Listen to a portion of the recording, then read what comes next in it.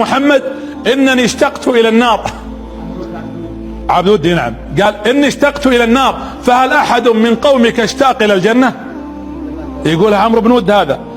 فقال قام علي بن أبي طالب قال الرسول اجلس يا علي، إنما عمرو بن ود اجلس.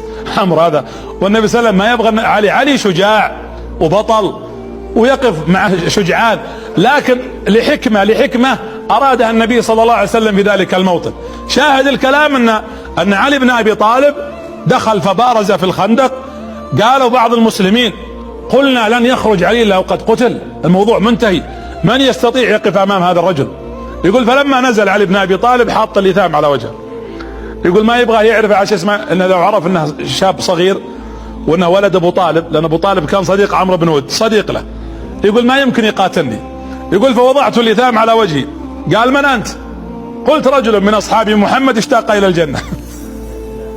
قال له ارجع اكشف عن وجهك ولا لا اقاتله. قال ما راح اكشف عن وجهي.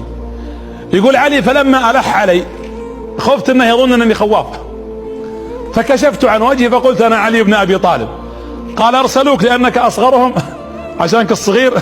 قال لا والله انما ارسلوني لانني اقلهم شأنا، من تواضع رضي الله عنه. قال اتقاتلني؟ قال نعم. قال ارجع. يقول له عمرو بن ود فاني لا اريد ان افجع اباك فيك، ابوك صديق لي ولا ودي اخوفه. قال اما انا فاريد ان افجع اباك فيك. يقول انا ماني براجع، انا اخوف ابوك واخليهم يشوفون اللي ما عمره حساب.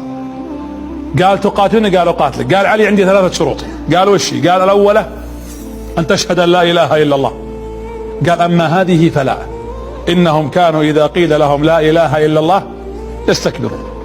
قال الثانية ان تقاتلني وانت على فرسك وانا على الارض. قال ليش؟ قال حتى يعلم الناس اذا قتلتك ان عند محمد رجال، احنا نقدر نهزك انت واشكالك. فقام علي رضي الله عنه فبارز. يقول الصحابة جت غبار عجه على ما يقولون، ما شفنا، لكننا متيقنين ان علي سيقتل. يقول شوي فاذا بصوت وطلع علي ماسك الراس يقول جئتك به يا رسول، جئتك به. هذه مواطن الشجاعة اللي ينبغي ان نكون فيها نفرح. اما